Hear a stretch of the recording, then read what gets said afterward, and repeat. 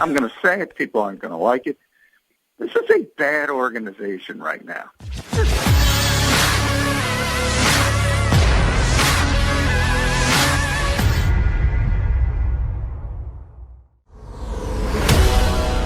All right, 4:20 on as I alluded to, a very busy Tuesday, and we'll call it mid-January. Is the weather? I'll tell you, it's not football weather, but it's nice down the shore, and I'm okay with that.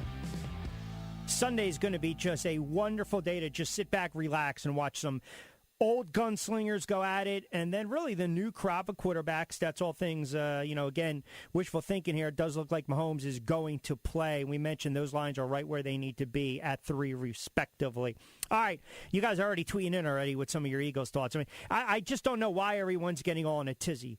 When they hire a guy, the hire guy. That's just how it is. All right, John McMullen, as he always does, is kind enough to join us on Football on the 20s every Tuesday right here on Back Your Play. John does a great job. NFL, Eagles Insider. You hear him all over the place. Does a great job with SI as well, Philly Voice, Sirius, Sports Map Radio, 1490 as well, extending the play every Saturday from 10 to 11. And we always appreciate him for a couple moments. Johnny Mac, how are you?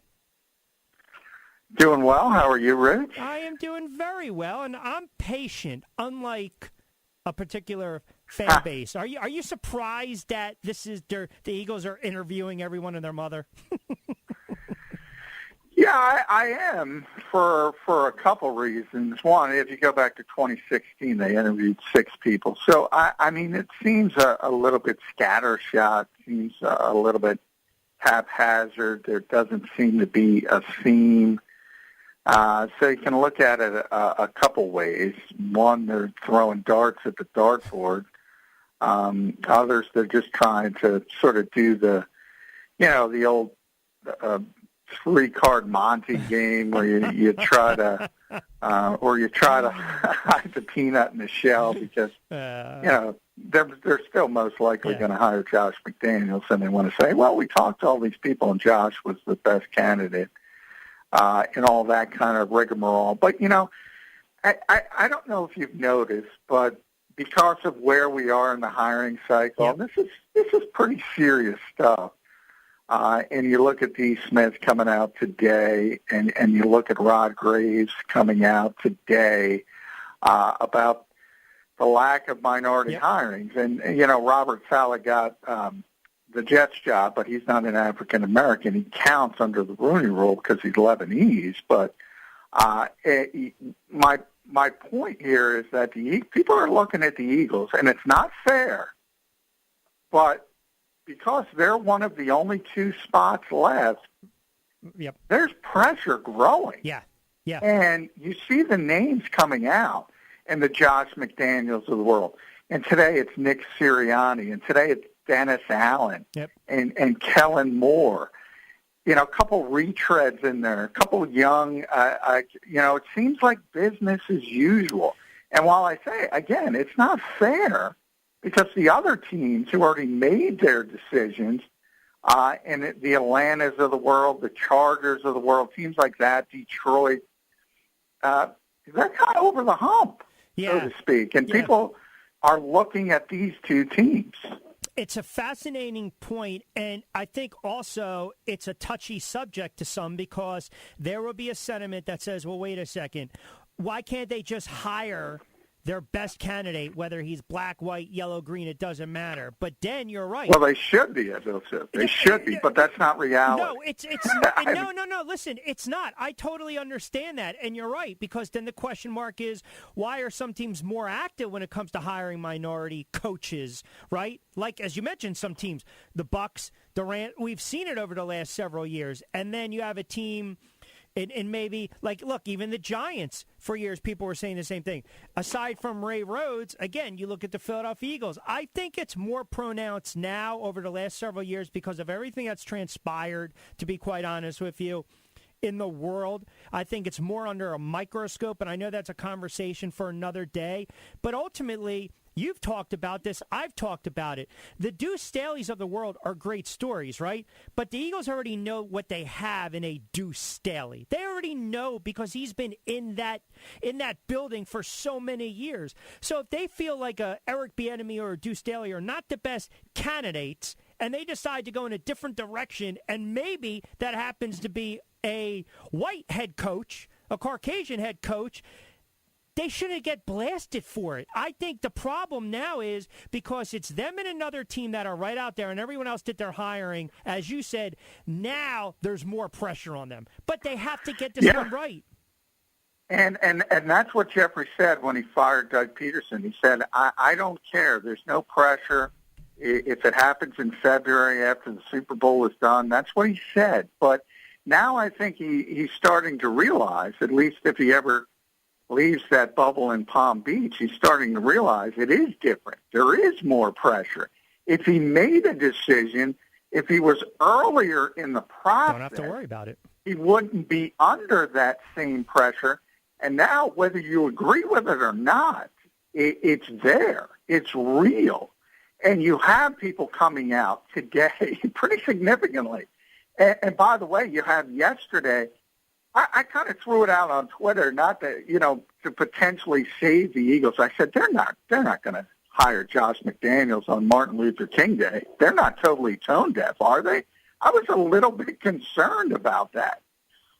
And now we have it, whether it happens on Wednesday, as one source told me, it happens later in the week, whenever it happens.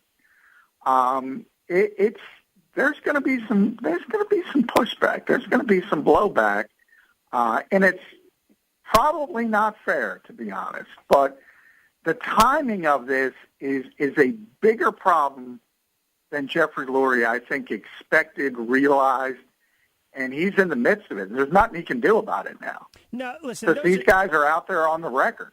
Yeah, and that's what happens now when you get it out on the record. And to add a little insult to injury, pour a little more gasoline on the fire, when you have, like we talked about Saturday on your show, when you have current and former players openly petitioning for one candidate, in this case, say like a Deuce Staley, then that adds even more pressure. I mean, look, are they looking for a yes man? Are they looking for a get along to go along? Are they looking for someone that can, quote, fix the quarterback? I mean, what are they looking for here?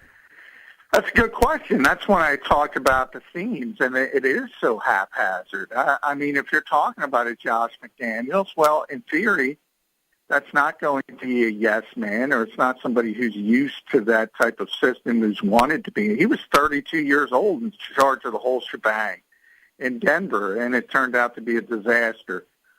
He was going to have significant power in Indianapolis if he didn't do something so unprofessional. So then, on the other hand, you have these first time. What kind of power could Nick Sirianni potentially get? None.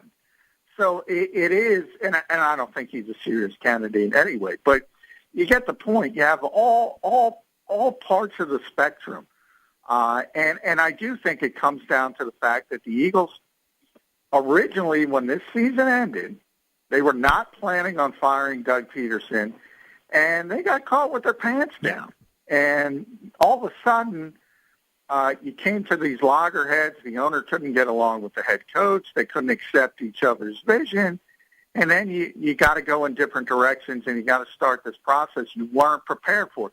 Typically, if you're going to fire a coach, you know this, Rich, you know you're going to fire the coach. Absolutely. You have weeks to get ready. Absolutely. The Eagles didn't have that. No. And I'll tell you, and the thought probably started to creep in their head, and this is just me. I don't have anything to substantiate this. I think it started to creep in their head when he turned around and he benched Carson Wentz. I don't even think it did. I don't think it creeped in their head that they were going to fire Doug Peterson until Doug Peterson stood his ground on Press Taylor. And at that point, Jeffrey Lurie just assumed, I think, that Doug would acquiesce. He's always acquiesced in the past. And they weren't happy with the season. They weren't happy with the job he did, but they realized, okay, we're going to move forward with Doug Peterson as a head coach. And then all of a sudden he decided, nope, I'm tired of it. I'm going to die on this hill.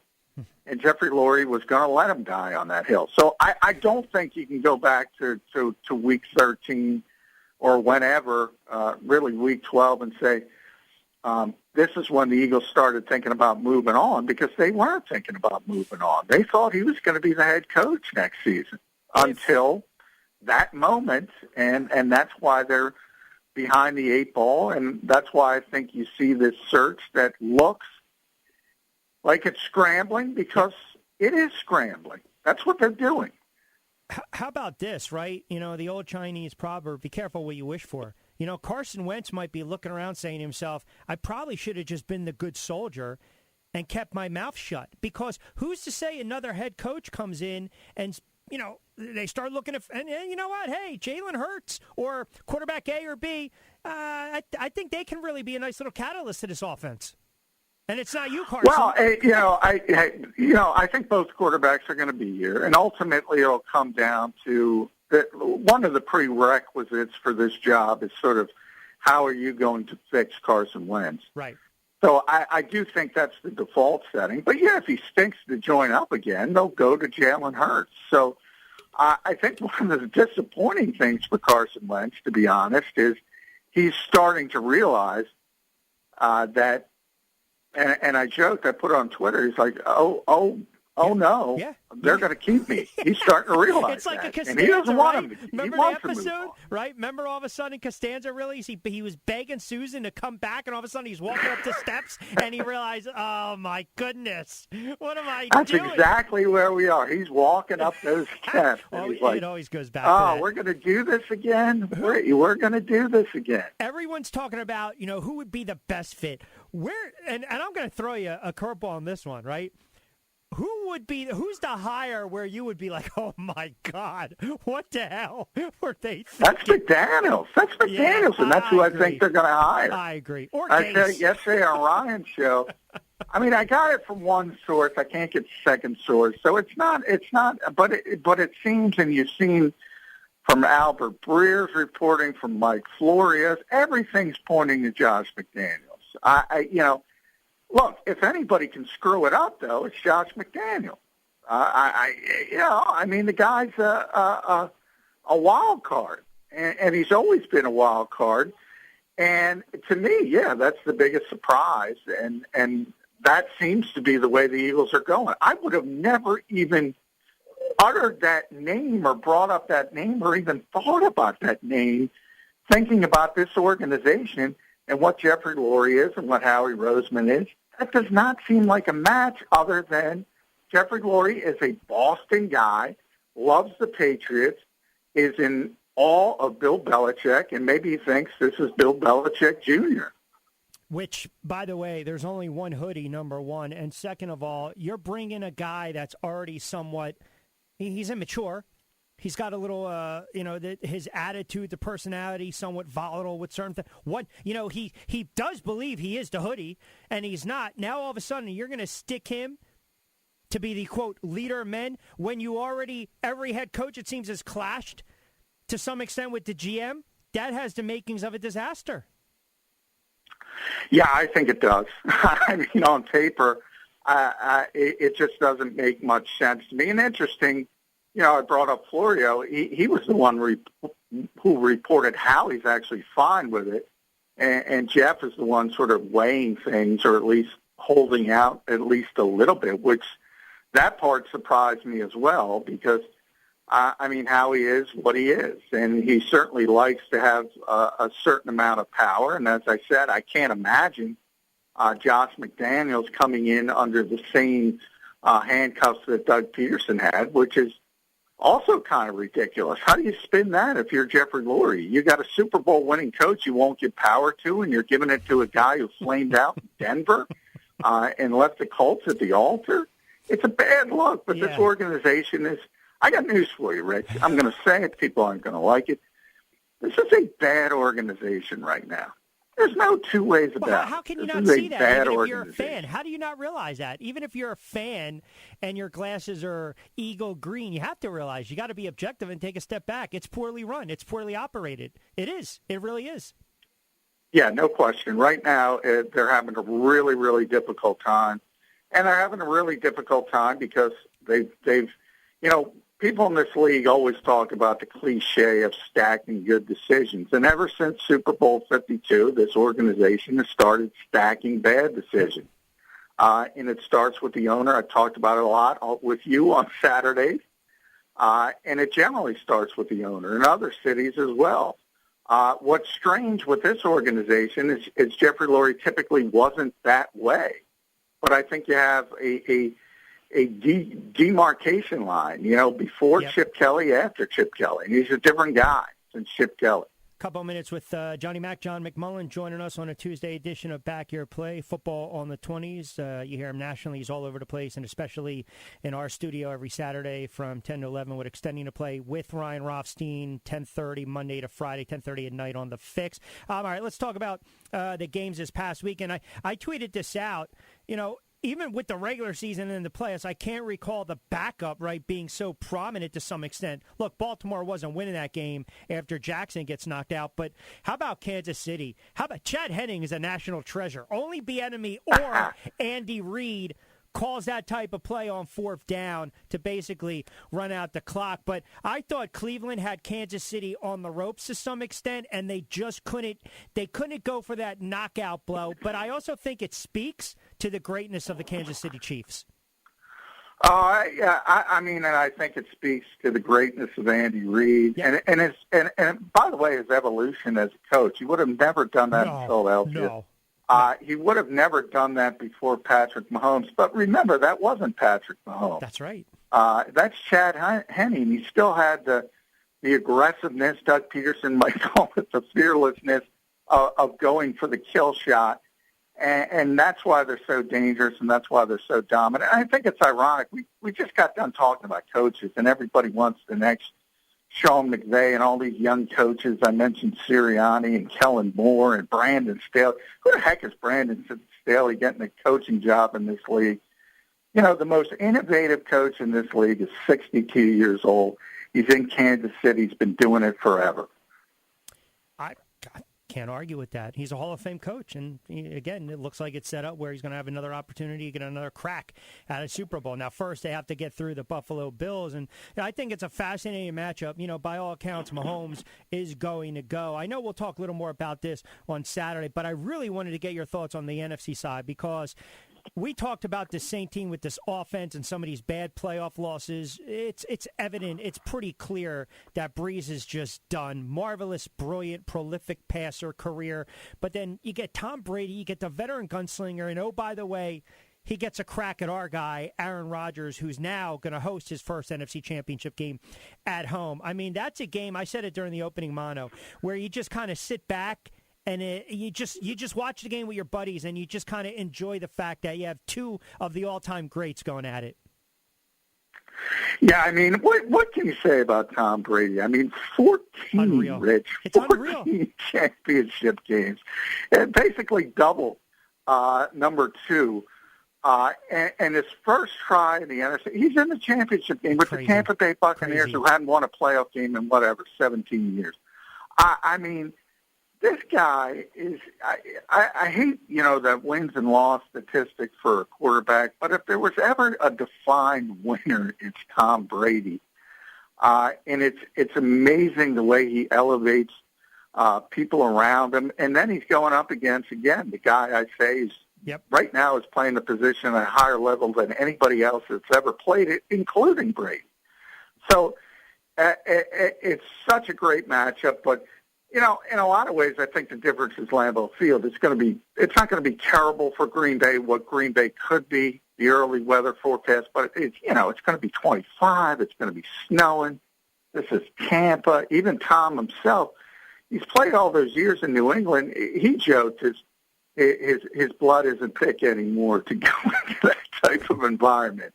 And I just can't imagine the Tampa Bay team going in there and beating that Packers offense, which, by the way, 482 yards against the number one defense in the NFL. And, oh, by the way, Rich, they left about 3 big plays on the field. A couple 2 drops. Yep. And one missed throw by Rodgers. They could have had 600 if if they just made some simple plays. 32-11 in his career. Tom Brady has won 32 games in the playoffs. Postseason. Now think about that for a second. That's it's remarkable. If we look at Trout with the WAR in baseball, just to give the listening audience some perspective. First year at Tampa, they go 11-5. 20 years in New England, 219 wins and 64 losses. Tom Brady, as a starting quarterback, is 230-69. That's amazing. It's 12, 13 wins, 14 wins every year. Bookmark it. It's a done deal. Yeah, and that's the one thing. And, when Peyton Manning, I always said that with him as well, who I thought maybe was the greatest regular season quarterback. When you start, and I would joke, when you start a season, your default is 11 wins. And then a good season, you go to 12 or 13. A bad season might be 10. Yep. The type of consistency these guys have at that particular position. And for him to be doing it at 43 years old, you mentioned Drew Brees. I mean, the arm strength is gone. We kind of see that. We know that. Tom, he's not what he was, obviously, but he can still get it out there at times. And the fact he's been able to do it at this high a level, I don't think we'll ever see it again. I think that's fair to say. And you mentioned all the playoff games. That's basically 3 additional seasons. 3 additional football seasons just from him playing in the postseason. I'm going to do a little more research and just compare it to franchise as a whole, how many playoff wins they've had. Some of these franchises look at these: Cincinnati, Cleveland, Jacksonville, Tampa. Oh, the vast Detroit. Majority don't have even close to that crazy. Many playoff wins. Yeah, he's unbelievable. So, all right, my friend, I always appreciate it. We'll catch you tonight at 10:30 with Ryan, correct? Correct. All right. And we will see you Saturday. There you go. We want the shameless plug. Saturday, 10-11 with extending to play. I always appreciate it, Johnny Mac. All right. Thanks, Rich. All right. You got it. Our guy, John McMullen, great stuff as always. We'll reset the table. Quick timeout.